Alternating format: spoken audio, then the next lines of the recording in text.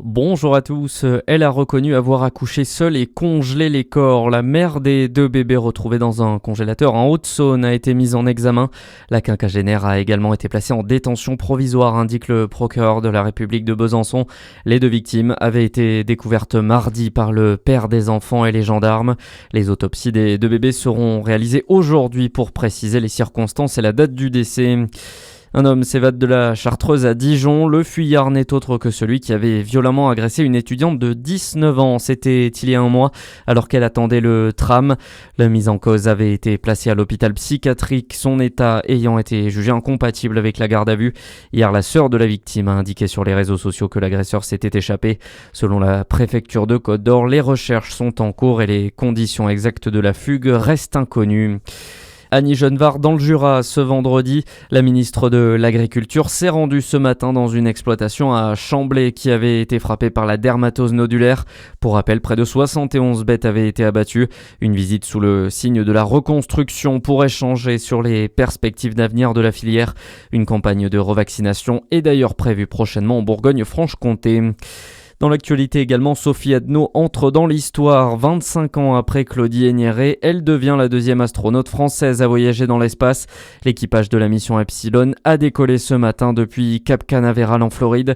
Leur mission va durer 9 mois dans la Station spatiale internationale. À bord, de nombreuses expériences scientifiques sont prévues, mais pas seulement. Sophie Adno effectuera aussi quelques sorties dans l'espace. Les explications du responsable de l'actualité spatiale de la Cité de l'Espace à Toulouse, Benjamin Peter. Les astronautes, quand ils vont dans l'ISS, c'est pour entretenir aussi cette station qui n'est plus toute jeune en plus, donc il y a forcément du travail. Et ça peut l'amener à faire des sorties extravéhiculaires. Elle est qualifiée pour ça, donc à revêtir ce scaphandre pour la première fois pour une Française.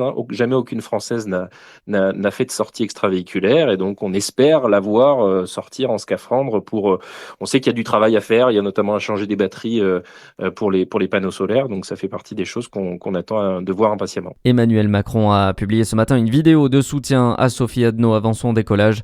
Thomas Pesquet également, qui assure lui avoir laissé la chambre bien rangée. Plus de 200 bars, discothèques ou encore restaurants verbalisés en France depuis l'incendie mortel de Crans-Montana. Près de 500 établissements recevant du public ont été contrôlés après le drame qui a coûté la vie à 41 personnes. Parmi eux, une cinquantaine ont été fermés. Et puis direction les Jeux Olympiques d'hiver, 2000 en Cortina et une chance de médaille pour le Jurassien Quentin Fillon-Maillet ce vendredi. Le biathlète s'élancera pour le sprint cet après-midi à 14h. Il est d'ailleurs le vice-champion olympique en titre de l'épreuve. On suivra aussi bien sûr ses compatriotes Claude Fabien, Émilien Jacquelin ou encore Éric Perrault. À suivre la météo sur Fréquence Plus.